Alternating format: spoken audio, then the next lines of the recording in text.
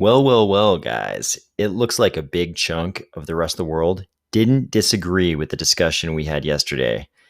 While I'm not saying it's RIP proof of work and we need to start pouring out forties for it, I think proof of work did receive a little bit of a mortal wound with Elon's tweet. And we might be seeing the beginning of a long, slow, I won't say death spiral, but definitely decline in the primacy of proof of work. Get ready. Let's go.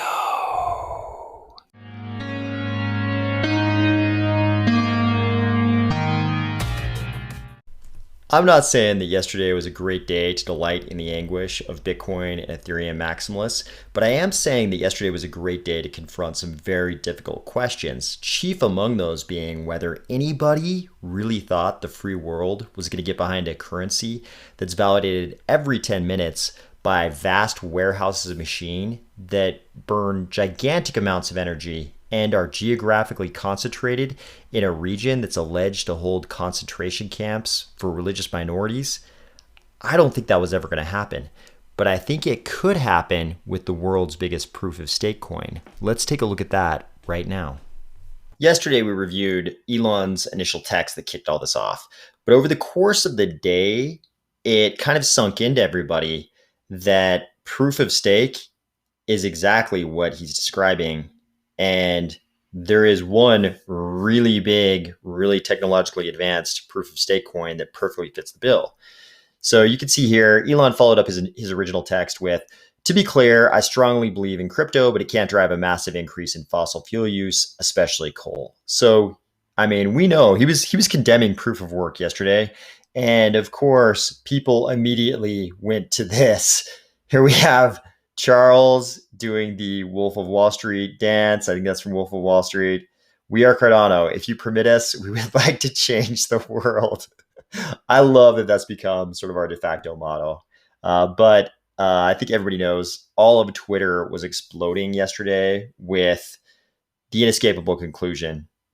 Cardano is the front runner for this described cryptocurrency that would only use 1% of the energy per transaction of Bitcoin.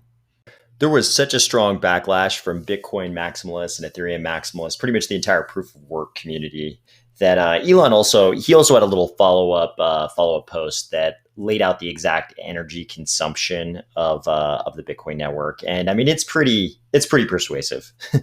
But the Cardano Foundation was right on the ball. So Cardano Foundation posted this 5:39 a.m. Obviously, they're in Switzerland. I have no idea. The people who made this post have no idea where they are, but super excellent timing.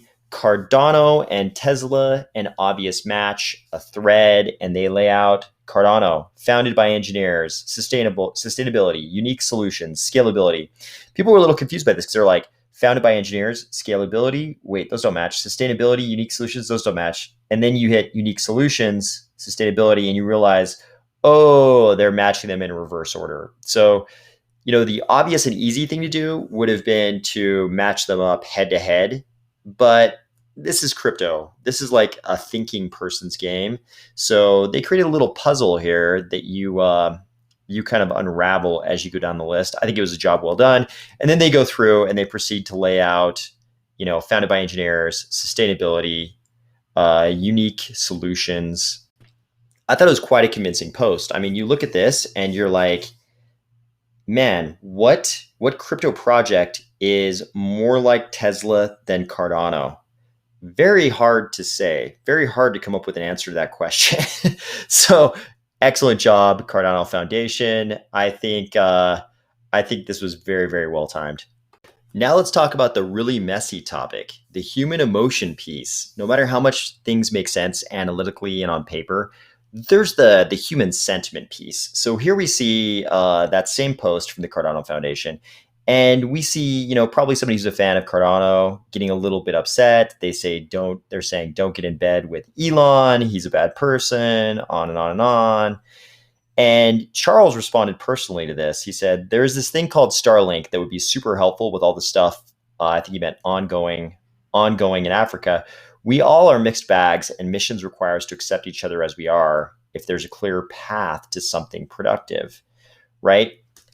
Again, so Charles himself is kind of a case study in this, right? Because he offered some scathing criticisms of Elon's support of Dogecoin, and even himself voiced concerns over Elon Elon and Tesla accepting Bitcoin for Teslas. So Charles was a very, very transparent and upfront critic of what Elon and Tesla were doing. But here he's saying, like, look, we all have good and bad things about us, but Starlink is a thing, and it would be super helpful for what we're trying to do in Africa. And when that's the case, you just kind of have to accept the good and bad about somebody if you can work with them to achieve something super productive that's going to help a lot of people.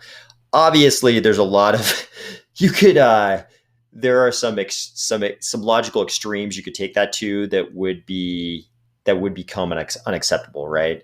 We can imagine we don't want to collaborate with homicidal dictators or anything like that, at any point in human civilization. If you do that, that's probably a bad call. But somebody like Elon Musk, a lot of people are very angry at him today. But when you think to yourself, like, why are people angry at Elon? Like, I didn't think him pushing Doge so hard was a great idea. But calling out the proof of work protocols for unnecessarily burning energy, I think that's very defensible, right? In 2013, proof of work was a great idea. Just like when I was a kid, the first time I used a dial-up modem to access AOL, it was awesome. I couldn't believe it. I was able to access a whole world of information on my computer through my phone line. It was like magic. On that day, and I knew it was something that I was probably going to be using that or its successors, the internet, right, for the rest of my life. I knew at that very moment, I was like, this is going to be huge, and this is going to play a big role in my life and everybody's life. But if you had asked me on that day, is AOL going to be an outmoded relic of the past in 10 or 15 years? I would have been like, no way. This product is so good. These guys have such a stranglehold on internet access right now. There is no way the reign of this company only lasts 10 or 15 years. I would never have accepted that AOL would be this like hilariously antiquated tech, dial-up modems in general be a hilariously antiquated technology in 10 or 15 years. But that in fact was the case. And I think the whole proof of work maximalist community, I'm using that phrase to take in, a lot of the people who are big fans of the current ETH. I know ETH 2.0 is going to be proof of stake. I know that. But there's a lot of people who will die. They will fight. They will fight forever in defense of Ethereum and certainly for Bitcoin. And I think they're like I was that first time I used a dial-up modem, right? It was so awesome. It was so awesome compared to what I had before, right? If you go from only knowing about fiat currency to finding out about proof of work cryptocurrencies like Bitcoin, it's so awesome. You don't even want to think about anything replacing it because it's so much better than what you had before. I think they're kind of like I was on that first day of AOL dial-up modem use. You can't believe that you're going to have to move on from something that's such a huge improvement over what you had in the past. Speaking of that, here we have a tweet from Elon just like 1 minute ago. He says, working with Doge devs to improve system transaction efficiency, potentially promising, right? And some of the Doge guys are getting super excited, but it's obvious to me the reason why he made that tweet is because of a lot of stuff like this. Like, this is an obvious Doge fan, and he just says manipulation, ... right? It's like, could a crypto community have loved any single human as much as the Doge community loved Elon? Probably not. And then Elon comes out and condemns proof of work, right? Dogecoin is proof of work. So he has to come back with this like, hey guys, I'm working with the Doge developers to improve system transaction efficiency. Maybe it's promising, right? He has to come back and soften it because he realizes what he said, kind of probably crushed a lot of their spirits. And I know the Doge community is spinning this a certain way. Um, the entire proof of work community is spinning this thing, in various ways to be good for their community. So that brings up the question: how do we deal with these dial-up maximalists? It's like, how would you have told somebody in the AOL dial-up era that the technology they were loving at that time would be terribly antiquated and they're going to need to move on from it in a few short years? The same way we need to deal with these dial-up maximalists of today. We need to allow them time to intellectually transition from basking in the sunshine of Bitcoin's innovation to something even better. But it's going to take them a second. So I think we just need to give the proof of work maximalists a little bit of time to make the intellectual transition, and it's going to take some harsh mortal wounds like the one Elon delivered to them that we first covered yesterday. It's going to take this, like, they're going to have to get stabbed a few times and bleed a little blood before they understand, like, yeah, actually we do need to move on. But it's going to happen. It's going to be inevitable. All we have to do is sit and watch it happen. Here is a topic that is near and dear to my heart. Here is Raoul Pal. If you are interested in a macroeconomic take on anything finance, but especially a macro take on crypto, I highly suggest following the genius Raoul Pal and all of Real Vision. And I think he's also sort of at the forefront here, something that a lot of crypto people, I think, don't even understand yet. So here Raoul Pal is saying, I'm just mulling over the evolution of the digital asset space. My thoughts are that obviously we were mid-cycle in this bull run. The two big breakout developments this time were DeFi and NFTs. When we get to the next down cycle, blah, blah, blah, blah, blah, he's just talking like a macro guy would. He says something kind of interesting right here. He says, we haven't even started with what NFTs will morph into. It is not about art. It is about attaching trust and verification to anything. And then he goes on and on to sort of detail his feelings about that. I strongly believe in this thesis.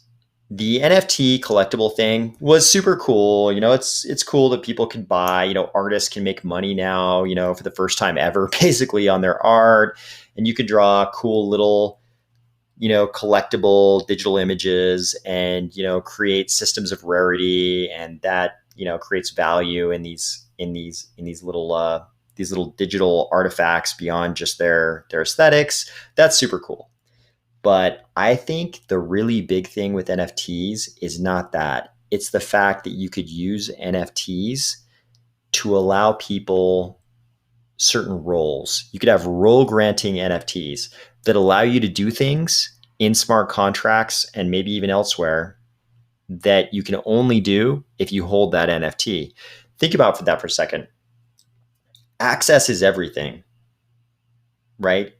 Having a certain role in a smart contract, you're the only person who can do X thing. That's real utility. There's utility in looking at a beautiful digital artwork. That's utility. It's pleasing to my eyes. But we can create utility far beyond that with NFTs by giving people the right to do things in smart contracts, and like I said, probably elsewhere, that they can only do if they hold that NFT. I think that's going to be the really big deal. And I was kind of surprised when I saw these tweets from Raoul Pal today, him coming from a macro econ perspective. I've seen him kind of like hint at this before, but I was kind of shocked to see that it was someone from outside of crypto who grasped this so early. There's people in crypto who already know this, but a lot of the crypto community, if you say NFT, the first thing they think about is art and collectibles. But I think it's going to go way, way, way, way beyond that. And with that, I'll talk to you tomorrow.